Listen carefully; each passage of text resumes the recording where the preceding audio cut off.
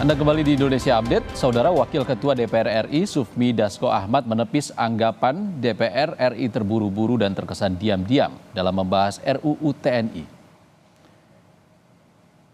Dasko bilang pembahasan sudah berlangsung beberapa bulan yang lalu. Menurut Dasko, tak ada pembahasan diam-diam dan terburu-buru dalam revisi Undang-Undang TNI. Bahkan, dari 4 hari yang dijadwalkan, pembahasan revisi Undang-Undang TNI dipangkas menjadi 2 hari karena efisiensi. Yang pertama saya sampaikan bahwa tidak ada kebut-mengebut dalam Undang-Undang revisi Undang-Undang TNI. Seperti kita tahu bahwa revisi Undang-Undang TNI ini sudah berlangsung dari berapa lama ya? Berapa bulan lalu. Dan itu kemudian dibahas di Komisi 1 termasuk kemudian mengundang partisipasi publik. Yang kedua, bahwa tidak ada kemudian rapat terkesan diam-diam karena rapat yang dilakukan di hotel itu adalah rapat terbuka. Boleh dilihat di agenda rapatnya, itu rapat diadakan terbuka. Sementara Koalisi Jaringan Masyarakat Sipil dan YLBHI merilis petisi penolakan revisi Undang-Undang TNI yang dinilai menjadi jalan kembalinya duifungsi TNI, di mana peran TNI akan diperluas ke ranah sosial politik hingga ekonomi bisnis. Bukan lagi difokuskan mendorong profesionalisme TNI sebagai alat pertahanan dan keamanan negara. Dibacakan oleh tokoh dan masyarakat sipil untuk menolak revisi Undang-Undang TNI. DIN itu bermasalah. Terdapat pasal-pasal yang akan mengembalikan militerisme atau duifungsi TNI di Indonesia. Kami menilai agenda revisi Undang-Undang TNI tidak memiliki urgensi transformasi. TNI dilatih, dididik, dan disiapkan untuk perang, bukan untuk fungsi non-pertahanan seperti duduk di jabatan sipil. Sebelumnya, pihak keamanan hotel pada Sabtu malam membuat laporan di Polda Metro Jaya pasca kericuhan rapat pembahasan RUU TNI. Laporan ini diduga ditujukan ke Koalisi Masyarakat Sipil. Merespons pelaporan ini, Direktur YLBHI menyebut ini bagian dari orkestrasi pembungkaman.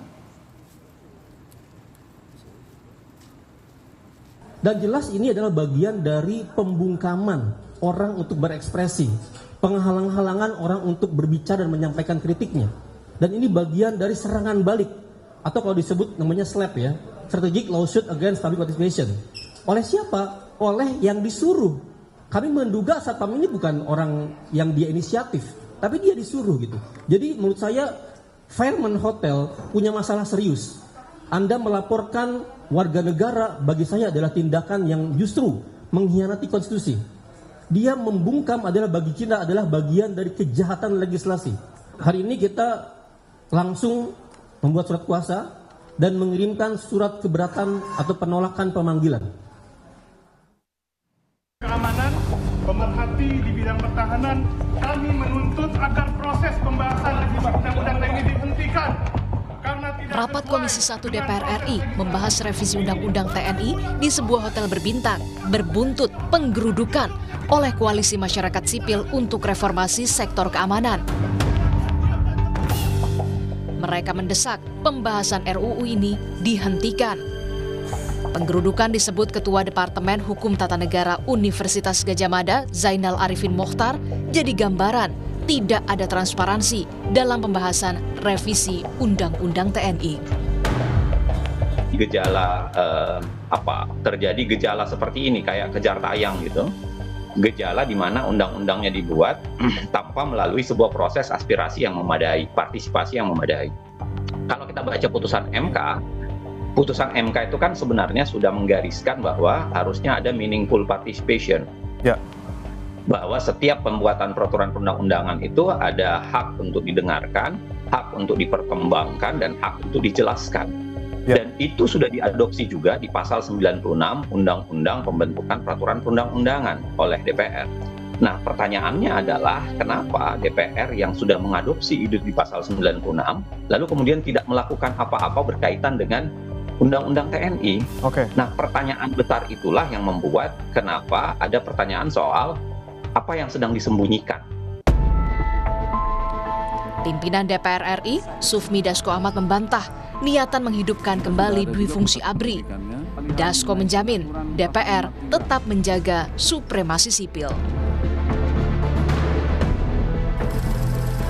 Kami memonitor penolakan-penolakan di media sosial maupun media massa. Nah, untuk itulah konferensi pers itu dilaksanakan pada hari ini untuk menjelaskan. Karena penolakan-penolakan yang saya lihat di media sosial itu substansi dan masalah dari pasal-pasal yang ada itu sangat banyak yang tidak sesuai dengan yang dibahas.